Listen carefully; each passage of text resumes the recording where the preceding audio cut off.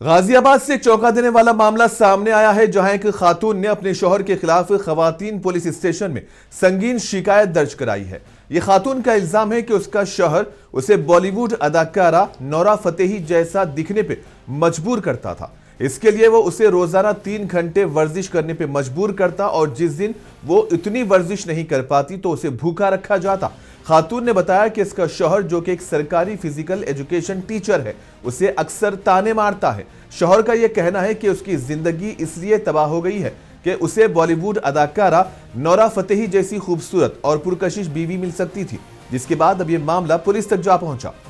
पति जो है वो फिजिकल ट्रेनर हैं, टीचर हैं, तो उनका ये एक रहता था कि मुझे इस प्रकार की आपसे उम्मीदें हैं, तो उसके तहत उनसे कुछ वर्कआउट वगैरह कराए जाने की उनके द्वारा शिकायत की गई और उसी पर ही उनके द्वारा ये भी बताया गया कि मेरे परिजनों के द्वारा, ससुराली जनों द्वारा मुझे जो है भोजन समय से नहीं दिया जाता है।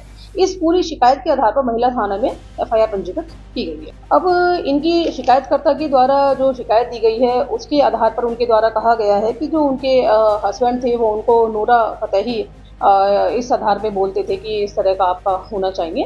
बाकी अभी इसमें मुकदमा पंजीकृत किया गया है और शेष विधिक कार्रवाई की जा रही है।